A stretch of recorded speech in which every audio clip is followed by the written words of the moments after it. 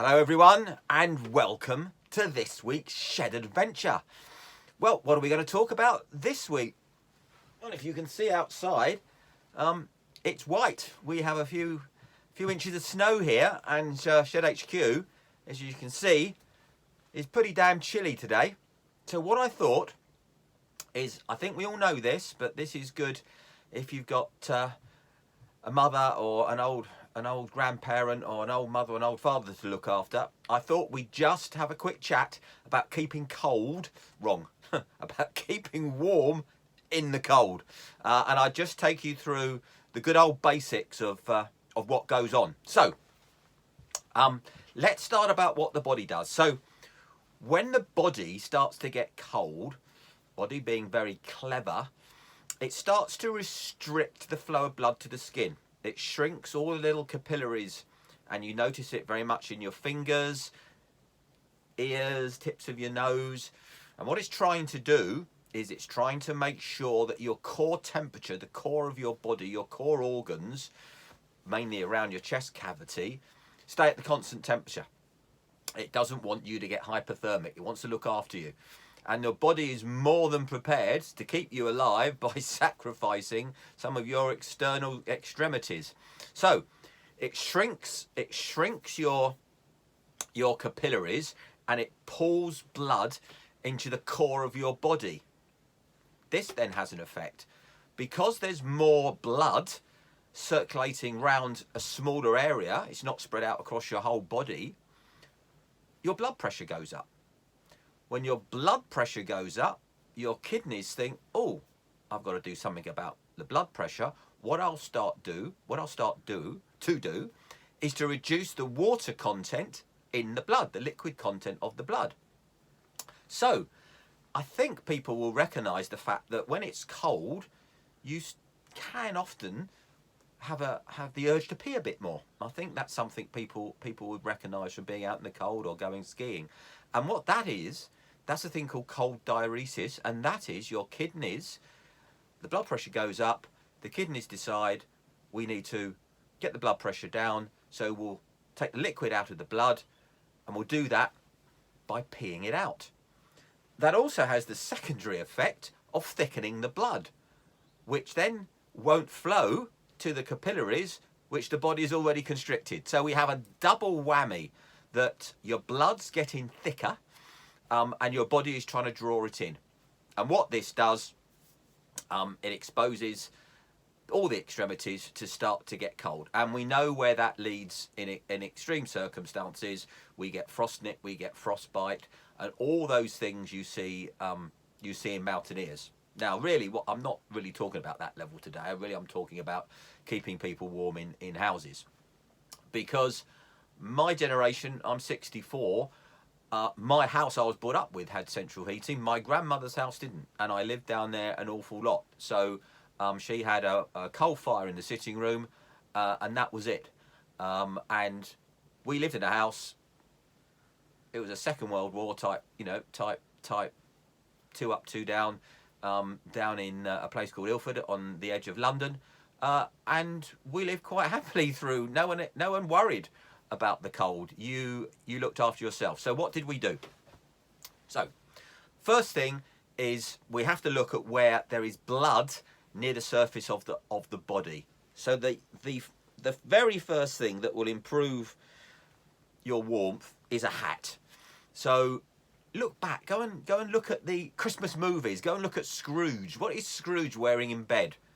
Bed socks, a really thick nightshirt that comes right down to the floor, and a hat. It is a bit of a funny dressing up stuff, but there's a reason. In those days, that's what you needed to wear in bed to keep warm. What did he do before he got into bed? Well, if he had a servant, he'd be up there with the old warming pan. You've seen them in junk shops, in antique shops, the big arm with the lovely brass pan at the end.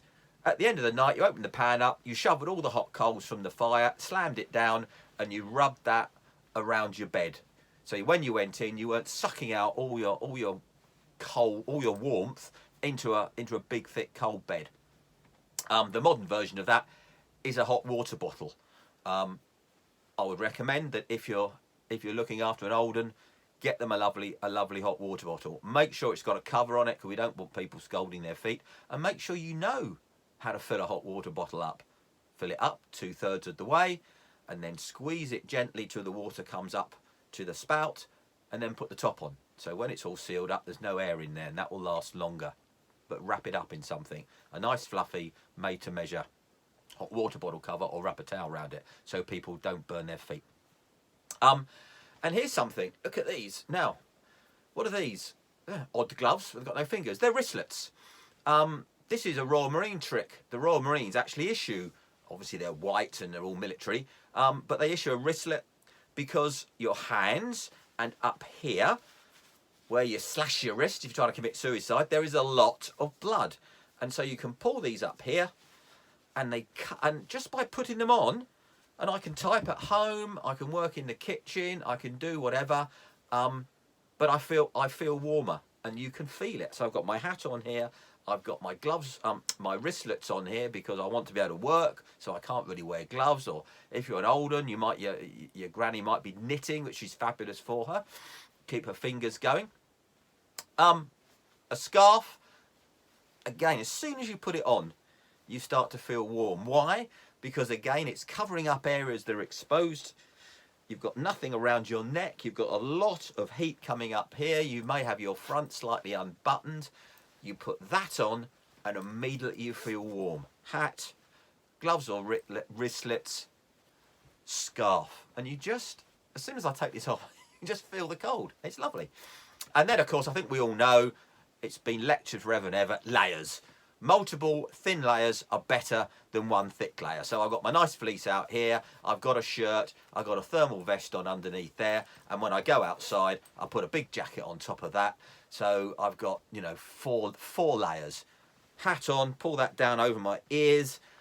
I'm good to go. And that's the same around the house. I'll be wearing this, and probably take the scarf off, won't need the scarf. But if I'm sitting in my cold sitting room, mid-afternoon, before I want to put the heating on, before I put the log fire on, reading a book, stick my hat on, and suddenly I'm not cold. So that's it. It's all common sense. Understand what the body's doing. You let the body get cold, it starts restricting the flow of blood to the skin.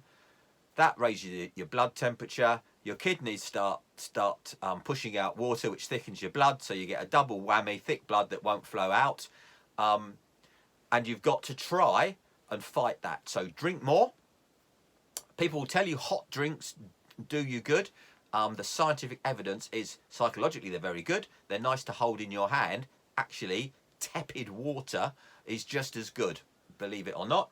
And gloves wise, well, you know that I'm a huge fan of Dachstein mitts. We've had the conversation about mountaineering in the 60s, and the fact that a mitt will keep your hands warm because it brings your fingers close together. And of course, a big glove, even a big ski glove like this, actually can't keep your fingers warm once it gets to a certain low temperature. In the minus that we're seeing now, I saw -7 yesterday morning, because there's just too much surface area. Those little fingers, you just can't insulate them. You've got too much surface, so you need to bring the fingers together. So Dachstein mitt is just the most fabulous thing you'll ever have. You'll never get cold fingers out walking the dog in a pair of those. Just to show you what our good friends the Royal Marines used to do in the 70s and 80s. Look, they would have a big thick glove like this. They'd even have, look at that, they'd have a little hole, little finger. What's that for? That's your trigger finger. So you can stick your finger up there.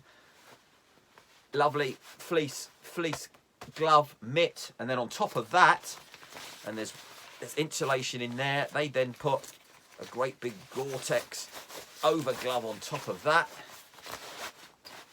I can get my thumb up there, and again another little trigger finger if you need that, and they tie that up tight, bring that right up their arm, put that, and that's what they'd wear in Norway. So that's you know, good to -20, -30.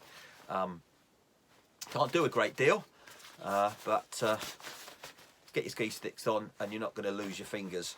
So that's it, really. Common sense.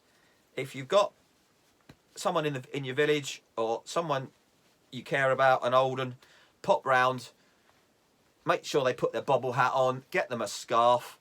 If you know a nice old lady who loves knitting, tell her to go and knit a few pairs of wristlets for everybody. Sit there, wiggle your toes to keep your circulation going. Make sure your boots are not tight. I remember explaining to everyone how difficult it is to stop yourself getting frostbite mountaineering. You do your boots up tight, you put your crampons on, you do those up tight, and that restricts your circulation. So make sure that your boots or your shoes or your slippers aren't tight when you sit there.